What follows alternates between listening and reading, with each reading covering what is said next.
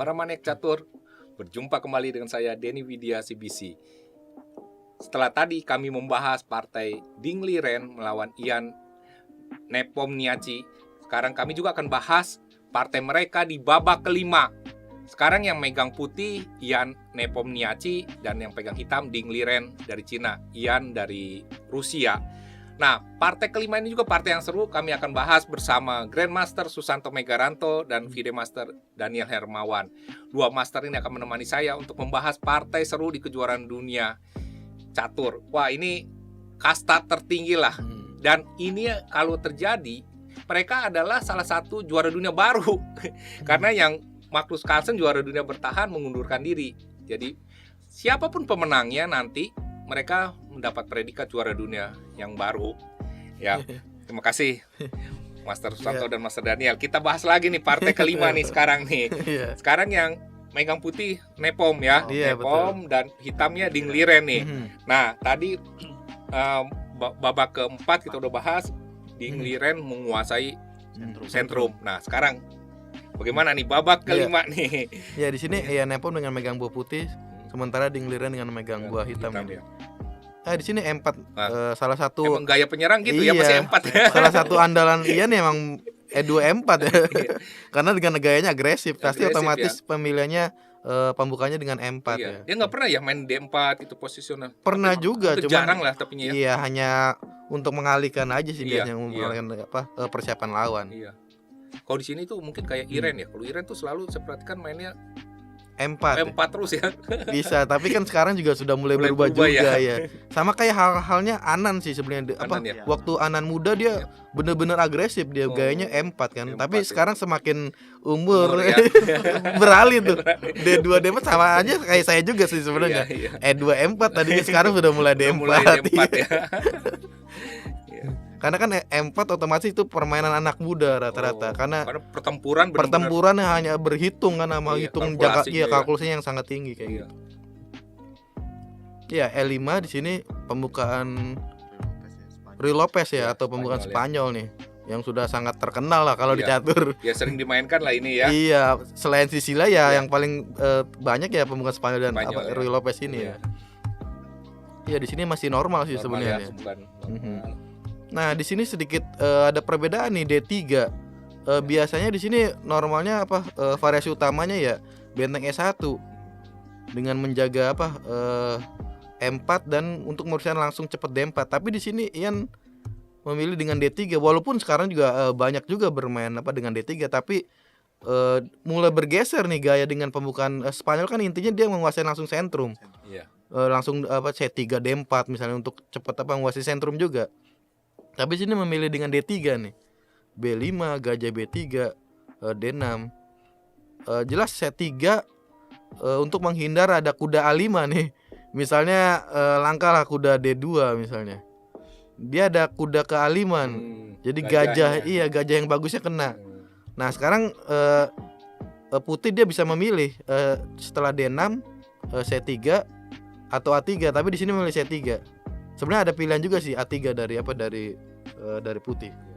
Di sini Ian memilih C3, rokade, H3 nih. Sebenarnya kurang begitu bagus ya H3, terlalu buru-buru saya rasa, karena H3 tidak langkah, tidak perlu juga.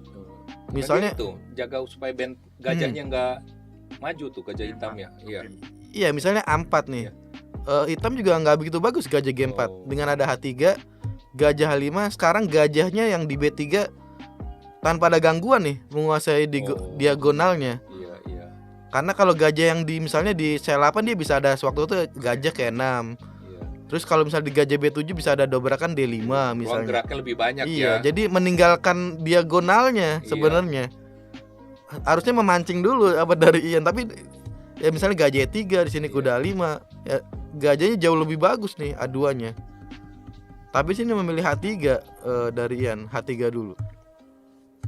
Gajah B7 baru dia A4 di sini. Dari Ian-nya kuda A5. Jelas dari reaksi dari Ding Liren. Iya, kuda A5 setelah gajah 2 C5. Tetap nih pertempurannya di sentrum juga ya. Gajah G5 nih langkah menarik. Biasanya kan di Spanyol selalu pertempuran di di sentrum, dan dari putih juga strateginya dia nyerangnya di sayap raja. Sementara kalau dari hitam dia tipikalnya nyerangnya di sayap menteri, counternya.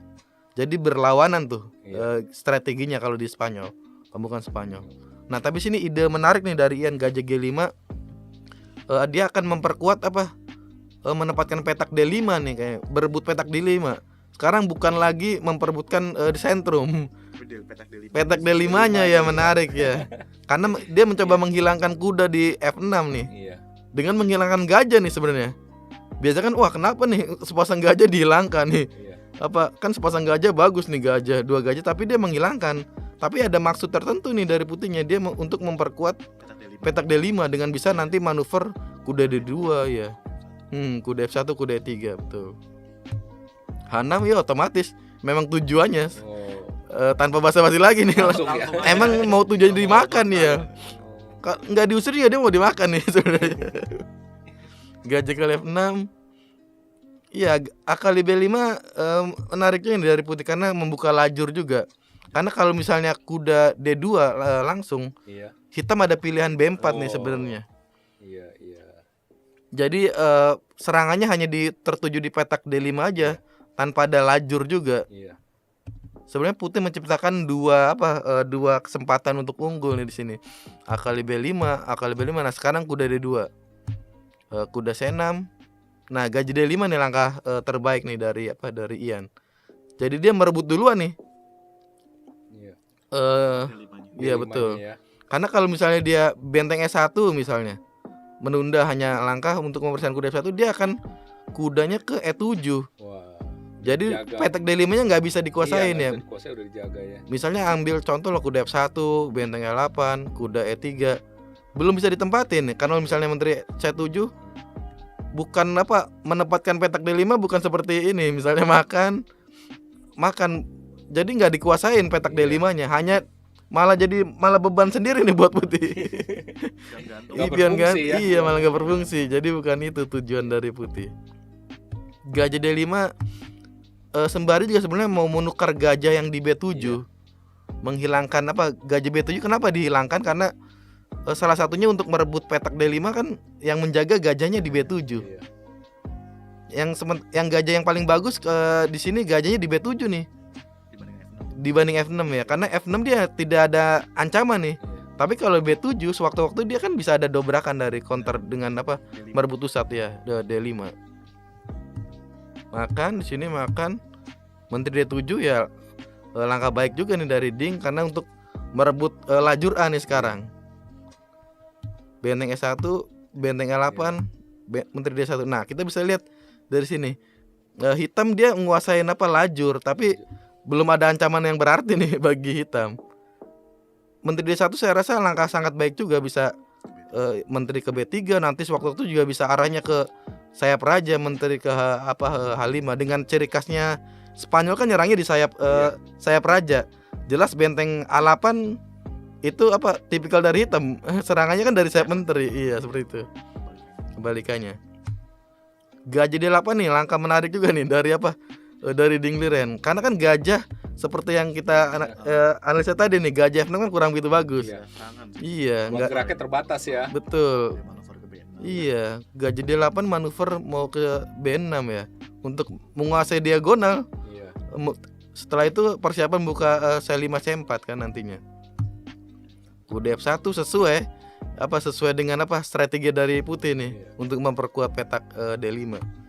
Kuda E7. Ya di sini berebutan petak D5 nih sebenarnya. Sentrumnya selalu gitu. Betul.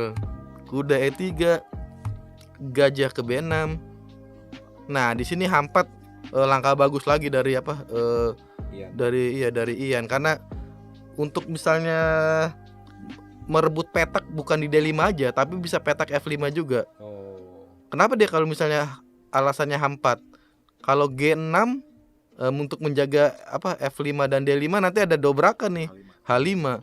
Kalau dia di H5 duluan akan dapat petak kuda ke G5.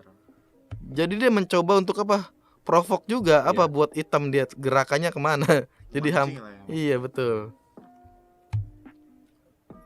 Menteri C6 nih di sini. Menteri C6 juga saya rasa langkah-langkah dari kedua pemain sangat baik ya dari sampai langkah di sini. Iya. Menteri C6 kan mempersiapkan C5 C4 juga. Karena kalau nggak C5 C4 gajah B6 manuver nggak ada berarti juga. Iya. Memang tujuannya mau C4. Iya. Kalau C4 tadi kan langsung nggak bisa nih. Iya. Karena ada penjagaan ya penjagaan di sini. Ada kuda. Karena kalau dimakan E3 makan ada D6-nya hilang di sini. Ya di sini Menteri C6 tapi tidak digubris lagi nih bagian H5. Sebenarnya ada pilihan juga nih C4 yang menarik dari putih. Jadi ngeblok diagonal dari B6 F2-nya sampai ke G1. Iya. Ya. Tapi sedikit agak tertutup memang. Iya. Tapi saya rasa pilihan ini juga cukup baik ya karena gajahnya mati nih di B6. Iya. Sementara kuda bisa manuver. Iya. Bisa ke H4 nanti ke F5. Saya rasa pilihan baik juga nih sebenarnya C4 tadi. Tapi memang Ian gayanya langsung dia tusuk terus. Iya. Dia enggak masalah bagi misalnya biasanya tipikal Ian lawan dia akan counter dia tidak masalah. Yang penting saya nyerangnya lebih tajam dari dia dari lawannya. Biasanya kayak gitu. C4 D4 di sini. Ya akhirnya jadi juga nih setelah langkah sekitar 25 langkahan nih di sini. Baru D4 dengan ciri khasnya Spanyol kan seperti ini. Baru terjadi D4 menguasai sentrum di sini. Kuda kali D4. Kan di sini sebenarnya putih memiliki serangan tapi hitam juga ada counter sebenarnya. Waktu-waktu bisa tembus nih ke B6 ke G1-nya. Tapi memang itulah ciri khasnya dari Ian, dia mencoba membiarkan ada counter tapi keyakinan dari Ian dia mencoba serangannya lebih tajam daripada hitamnya. Menteri C5 sedikit kurang begitu bagus nih kelihatannya langkah. Harusnya di sini menteri ke B7. Karena tetap menjaga petak D5 nih, mempersiapkan D5. Menteri ke C5, menteri G4. Nah, seharusnya yang lebih baik menteri ke F3 nih. Memang perbedaannya sangat sulit sih di sini. Kalau sedang bermain memang agak sulit. Ada perbedaan setelah benteng 8, habis itu menteri G4. Kenapa kok bisa ada perbedaan di sini? Hanya perbedaannya menteri G4 langsung bentengnya masih aktif di sini. Jadi dia mancing dulu, provok dulu nih ya sebenarnya menteri C5, menteri F3, benteng 8 baru menteri G4 jauh lebih baik mungkin putih di sini. Tapi sini Ian setelah menteri C5, menteri G4 langsung nih. Oke, menteri E5 nih langkah. Saya rasa langkah normal lah bagi hitam karena membuka lajur diagonal B6. Sekaligus menteri juga ditaruh di sentrum kan lebih pergerakannya lebih luas. Kuda F3, menteri E6, kuda F5. Nah, di sini langkah yang sedikit meragukan nih dari dari Ian, kuda kali F5. Dikasih kesempatan langsung lajur E-nya langsung dapat buat putihnya. Harusnya di sini menteri F6 dulu. Iya, tapi saya rasa biasanya kalau lagi bermain nih kuda F5 kan menakutkan. Jadi otomatis kita dalam pikiran kita langsung cepat terjadi pertukaran, harus cepat. Ditukar dulu. Iya, saya rasa kayak nggak mungkin langkah menteri F6. Kalau lagi sedang bermain kan kuda F5 kan sangat bahaya. Bisa aja dia kuda H4 misalnya. Iya. Tapi sebenarnya tidak masalah sih bagi hitam menteri F6. Nah, di sini kuda kali F5, kali F5. Nah, di sini langkah blundernya nih sebenarnya.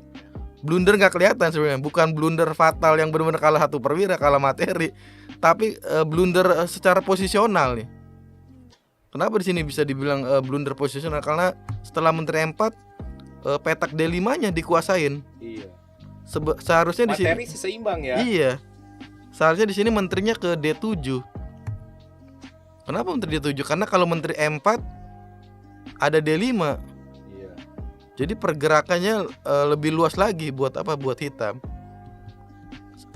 Setelah menteri F6 saya rasa menteri M4 saya rasa langsung unggul putih nih. Walaupun tipis sih Mas. Iya, tipis karena menterinya nanti nggak bisa nyegah nih menteri ke D5 setelah benteng B8. Benteng E2 oke. Gajah ke C5, Nah G4 ini langkah. Ya tipikal Ian langsung G4. Saya rasa G4 juga kenapa dia berani membuka rajanya? Karena nggak ada perwira di situ. Di sayap Raja Putih. Aman ya? Iya aman. Jadi G4 apalagi yang kuda di F3 sangat baik ya untuk mencegah counter dari hitam. Nggak ada tuh Menteri H4, Menteri G5, nggak ada, dijaga semua petaknya. Sementara pionnya putih semua lagi petaknya, F5, G4, H5. Jadi gajah di C5 nggak bisa untuk apa? Mengancam ya betul. Menteri D8 ini tujuannya mau D5, tapi ya udah otomatis jelas dikuasai lagi Menteri D5. Jadi sekarang baru dapatnya sekarang nih nguasain petak D5. Kuasaan satu petak aja sangat penting nih, petak D5 mempengaruhi dari beberapa langkah sebelumnya ya. Betul. Langkah sebelumnya dari awal. Jadi mempengaruhi semua posisi jadinya. Raja F8 ya di sini sudah dikendalikan oleh Putih nih sebenarnya. Karena hitam juga tidak terlalu banyak langkah lagi seperti kayak mau zugzwang lah intinya. Raja F1 nih langkah yang tidak biasanya kan secara normal kita refleks rajanya ke G2 iya. Tapi itulah kelebihan Ian kita di Raja F1. Benteng ke C8 kelihatan tidak ada langkah nih, benteng C8, benteng M4, benteng B8. Dari Dingliren saya rasa pasti nggak punya ide lagi, karena nggak mungkin langkah benteng C8, benteng B8 hanya nunggu aja. Sementara Putih dari Ian mempersiapkan serangannya nih, idenya nggak kelihatan sebenarnya dari idenya. G5, H kali G5, benteng G4 nih. Nah mungkin di pikiran dari Dingliren dia hanya F6 oke, akan aman. Tapi di sini akan kuda ke H4. Langkah brilian dari Ian nih. Setelah G kali H4 dibuang ya? Iya dibuang H6. Jadi nggak kelihatan ya di sini, kalau dimakan akan mati nih. Iya. Kalau nggak dimakan ya jadi ya. Kalau G5 dimakan tetap ya mati juga, bisa mati.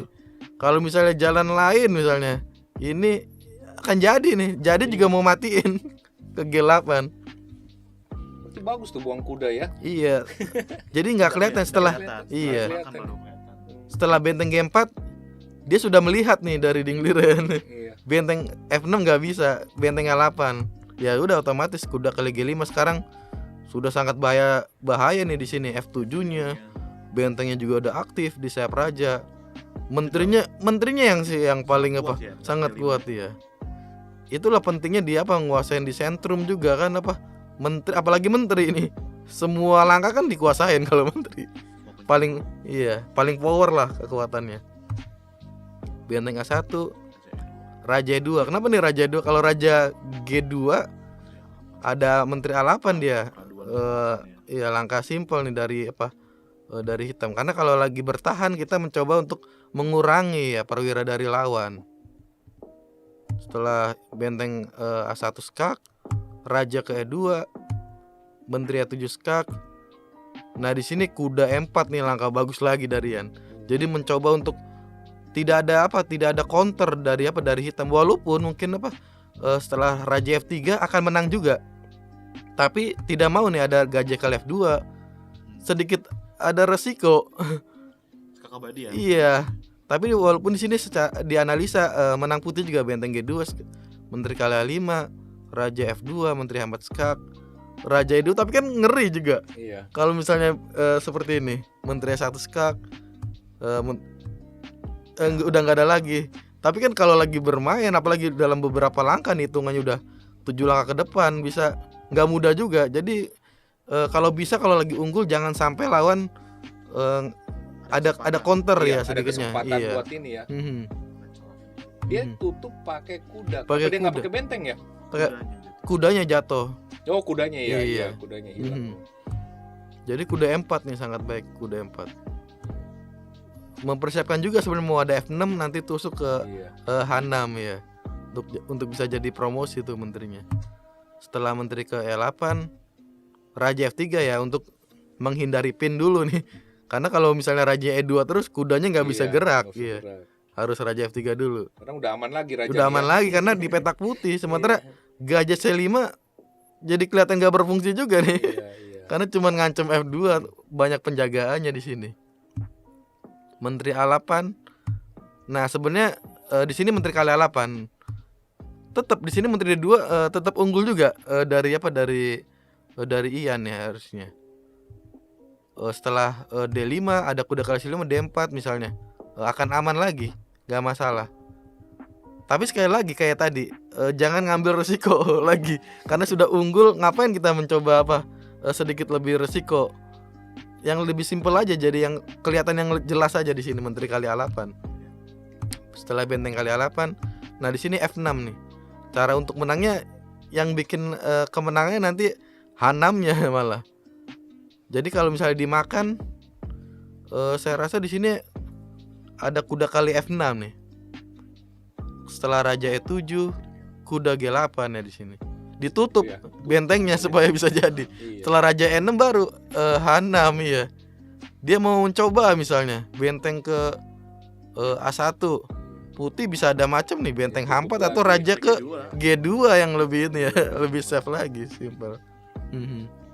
Ya menang putih. Jelas di sini dia setelah F6 nggak mungkin nggak dimakan G6. H kali G6 makan. Nah dia mencoba terakhir nih untuk cari counter lah seenggaknya dari Ding dengan mengancam B2. Tapi raja G4 nih sangat baik. Setelah benteng kali B2, benteng H6. Di sini menyerah nih setelah benteng H6 karena sudah tidak ada peluang lagi. Jadi akan mati nih kalau misalnya gajah kali F2. Di sini bisa mati nih benteng H8 skak, raja F7, raja F5. Jadi ada dua arah. Kuda D6 kalau kuda G5. Mati. Matinya pakai kuda ya. Iya, mati pakai kuda. Jadi biasanya kalau di kejuaraan dunia jangan sampai mati dengan kuda dilecehin kan. Udah nyerah aja lah di sini benteng H6. Ya, jadi permainan ini luar biasa sih dari Ian dengan menekan dari awal untuk bisa mencapai keunggulan sampai untuk kemenangannya kayak gitu. Iya. Nah, ini pembelajaran apa nih Master yang bisa kita ambil nih dari partai babak kelima ini nih? Ya, kita bisa lihat dari sebenarnya kan pembukaan normalnya tadi benteng E1 ya variasi utama. Tapi dia nggak taunya ide dari D3 untuk mempercepat perkembangan buahnya. Seperti gajah G5. Iya. Tujuannya untuk memperebutkan petak D5 tadi. D5 itu ya. Iya, jadi biasanya kan kalau misalnya pecatur awam biasanya kenapa gajah ditukarkan misalnya lebih cepat lebih awal.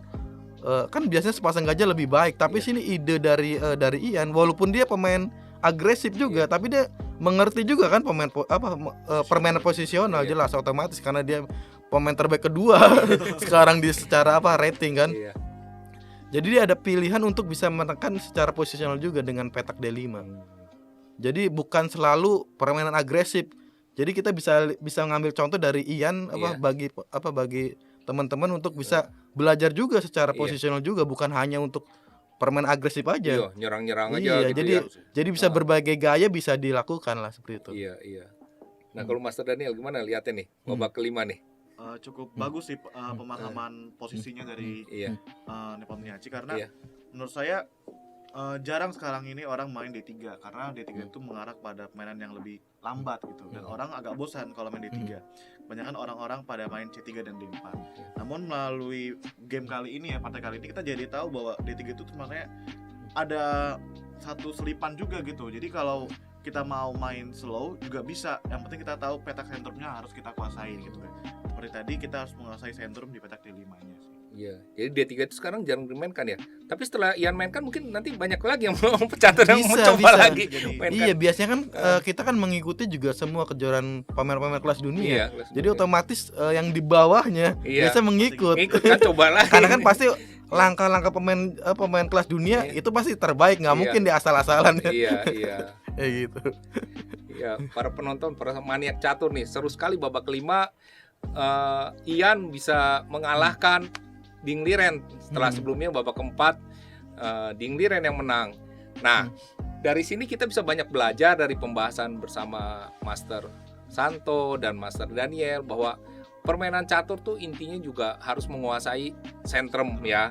Dan juga ketika menyerang juga bukan hanya sekedar menyerang, tapi bagaimana mengerti akan tujuan dari penyerangan itu sebenarnya ya. Betul. Dan pusat-pusat mana aja yang harus kita kuasai. Iya, kadang kita kan belajar di pembukaan hanya misalnya melihat hanya langkah-langkahnya aja, tapi dari pembukaan itu sendiri nanti ada strategi kedepannya untuk bisa menuju ke middle game. Dari opening kan ke middle game. Nah, yang banyak salah mungkin dari teman-teman banyak kan biasanya hanya belajar langkah-langkah opening aja. Tapi dia tidak mengetahui misalnya kayak contoh lah dari sini kita bisa lihat dari langkah D3. Salah satu tujuannya untuk mengarah ke middle game juga kan, middle game untuk merebut petak D5 misalnya contohnya seperti itu. Nah, dari kejuaraan dunia catur ini ya, kira-kira dari Master Santo dan Master Daniel nih, bagaimana sih melihat persiapan yang mereka lakukan ya setelah sampai babak 13, pertarungan mereka ya boleh dikatakan berdarah-darah lah ya, bukannya catur kayak kejuaraan dunia selama ini yang kita saksikan lebih banyak faktor remisnya dan kadang-kadang menangnya lewat partai catur kilat malah ya, partai catur klasik gitu. Nah, tapi dari 13 babak ini kita bisa melihat bagaimana mereka bermainnya ya cukup agresif. Iya, mainnya seru lah menurut saya, nggak monoton ya. Iya, kalau misalnya dari pandang saya mungkin dari Ding Liren kan gayanya posisional. Dia mengambil Skonda namanya Pak Richard Rapport dari Hungari. Dengan gayanya berbeda tuh. Richard Rapport gayanya sama seperti kayak Ian, agresif gitu ya. Jadi dia menarik. Biasanya kan ada kekurangan dari Ding Liren, dia keberanian mungkin. Nah, dia mencoba mengambil Skondanya dari Richard Rapport. Yang gayanya mirip Ian. Mirip Ian dan juga bisa merubah gaya karakter keberanian dari Ding juga kan salah satunya. Seperti kayak contoh misalnya babak yang sebelumnya dengan ada pembukaan H3. Itu kan pasti dari rekomen juga salah satunya dari Richard Rapport. Dan rumornya juga dari Ian, Skondanya juga ketua Skondanya Vladimir Kramnik. Yang berbeda gaya juga dengan Ian. Vladimir Kramnik kan terkenal dengan solid, posisional sangat baik. Luar biasa lah kalau dari segi posisional. Jadi biasanya berlawanan tuh biasanya dari untuk belajar juga bagi merekanya kan seperti itu.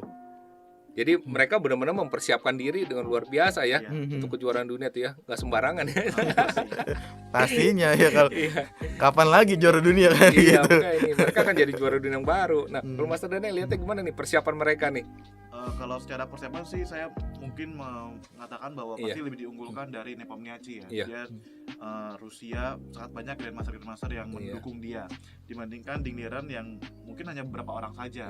Dan seperti Mas Santo bilang tadi ya benar sih, kayak Richard Rapport tuh sebenarnya agak agresif. Dia permainannya agak agresif, berbeda dengan Ding Liren yang lebih tertutup.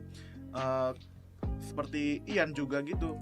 Dia adalah orang yang agresif, permainannya agresif, menyerang, namun kononnya adalah Kramnik, yang kita tahu Kramnik adalah pecatur Rusia yang sangat-sangat bertahan, posisional sekali, hampir mirip dengan Karjakin Sergei.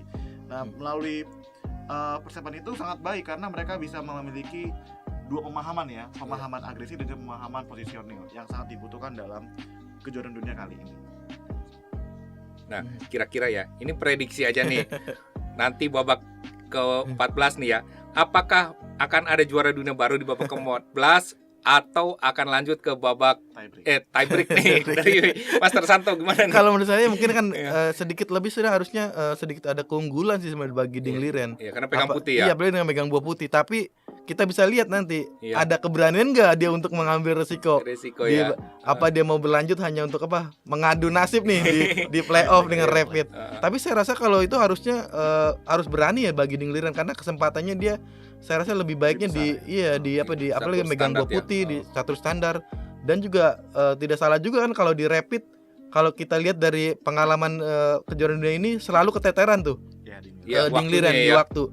Dengan Rapid sedikit lebih waktunya cepat, saya rasa lebih diunggulkan oleh Ian ya kalau sampai Rapid. Berarti harusnya Ding Liren habis-habisan ya habis-habisan di sini ya. Udah mau menang kalah pokoknya udah di sini deh harusnya. Nah, kalau Master Daniel gimana lihatnya nih? Sama sih. Kansnya lebih besar oleh Ding Liren karena dia putih. Namun kalau saya lebih menjurus karena ini partai terakhir nih ya. Yang benar-benar bebannya sangat berat, sangat under pressure banget. Jadi mungkin menurut saya Ding Liren tidak akan terlalu memaksa gitu. Jadi kalaupun dia unggul sedikit, dia pasti akan hanya menjurus kepada draw gitu. Draw di klasik lalu lanjut ke tie break. Mungkin seperti itu. Kan begitu ya. Ya, seru lah ini pasti ya babak terakhir ini ya. Kita akan lihat nanti bagaimana, apakah di babak ke-14 ini ada juara dunia baru atau lanjut ke tie break catur cepat nih. Nah, itu para penonton ya. Jadi 2 babak kita udah bahas bersama Master Susanto, seorang Grandmaster Indonesia, pemain terkuat Indonesia saat ini, dan juga bersama FIDE Master Daniel Hermawan nih. Nah, sedikit nih di luar yang kejuaraan dunia nih, kan minggu depan ya, kalau nggak salah Sabtu depan tanggal 5 Mei kita akan jadi tuan rumah zona 3.3 ya, zona Asia 3.3, dan juara 1 dan 2 akan langsung ke putaran Piala Dunia kan untuk seleksi. Betul. Nanti cari penantangnya siapa yang juara dunia nih. Nah, Grandmaster Susanto ini akan ikut nih. Nah, gimana Master persiapannya nih, bisa cerita sedikit nih tentang Piala Asia zona ini ya? Sebenarnya zonal, pengalaman saya untuk bisa lolos ke zona dunia kan 2 kali saya lolos lewat zonal. Lewat zona ya? Iya, zonal untuk waktu itu juara zonal tahun 2011 di Filipina waktu itu, dan 2019 di Mongolia waktu. Ya. Sama halnya ini, sama dengan zonal 3.3 ini. Minggu depan. Ya, sangat menarik untuk bisa mengikuti kejuaraan dunia. Salah satunya harus lolos itu. Harus lolos ya. Iya. Dan untuk bisa mencapai seperti kejuaraan dunia ini melalui harus ke World Cup ini salah satunya. Jadi jangka panjang lah itu rutenya untuk bisa juara dunia. Nah, makanya para penonton, para manik catur nih, untuk jadi main di kejuaraan dunia yang kayak sekarang nih, Ding Liren lawan Ian Nepomniachtchi, itu dimulai dari kejuaraan zona dulu. Nah, Master Santo ini Grandmaster mulai dari sini nih. Betul. Yang akan tanggal 5 Mei ya, akan mulai itu. Nah, dari situ berkumpul pecatur-pecatur zona 3.3 itu dari pecatur Mongol, Vietnam, Filipina, ASEAN dan Timur Jauh lah ya. Timur Jauh tuh. Pecatur kuat situ ngumpul, bertanding. Nanti yang juara 1 dan 2 untuk putra ya. Kalau putri hanya satu akan masuk ke putaran Piala Dunia. Itu belum jadi penantang itu, nanti di Piala Dunia diseleksi lagi dari zona-zona lain. Sistem gugur. Ada sekitar berapa? 128 kalau di putra di seluruh dunia. Dari seluruh dunia 128 diseleksi untuk cari satu pecatur yang akan melawan juara dunia nanti nih, antara Ding Liren atau Ian nih. Itu akan, mereka kalau juara dunia mereka akan hanya duduk di singgasana di kerajaan nunggu penantang. Ya, luar biasa lah. Ya, semoga ini Grandmaster Santo ini bisa berhasil dan lolos lagi nih ya. Amin. Ya, kita kan bangsa Indonesia bisa bangga lah punya pecatur tampil di Piala Dunia ya, putaran Piala Dunia lah. Dan itu kalau di Piala Dunia tuh sistem gugur.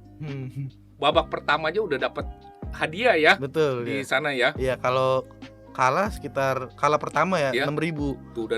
Kalau menang ya dikali 2 biasanya. Nah, kali 2. Itu satu babak. Lanjut ke babak berikutnya makin gede hadiahnya. Makin gede ya, dikali terus aja. Kali terus, luar biasa. Jadi para pecatur, kalau Anda ingin jadi pecatur yang kuat ya itu cukup menjanjikan lah kalau udah sampai ke kelas kayak Grandmaster Susanto nih, luar biasa, pecatur terkuat Indonesia. Belum ada yang bisa mengalahkan nih. Kemarin ke Jurnas saja masih juara Indonesia.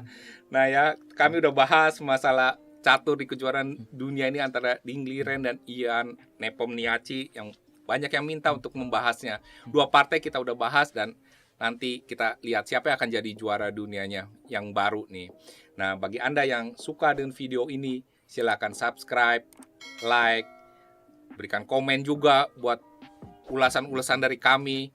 Dan juga tolong share video ini kepada para pecatur-pecatur di Indonesia agar makin banyak orang mencintai olahraga catur. Sampai jumpa di episode berikutnya. Bye-bye. Para sahabat, ini adalah buku ke-8 saya berjudul Menembus Waktu bergenre novel. Buku ini akan saya persembahkan kepada narasumber saya pada hari ini, Grandmaster Susanto Megaranto. Mas Santo, ini buku dari saya berisi kisah perjalanan hidup saya. Semoga berkenan untuk membacanya. Terima kasih ya sudah jadi narasumber hadir di program Catur.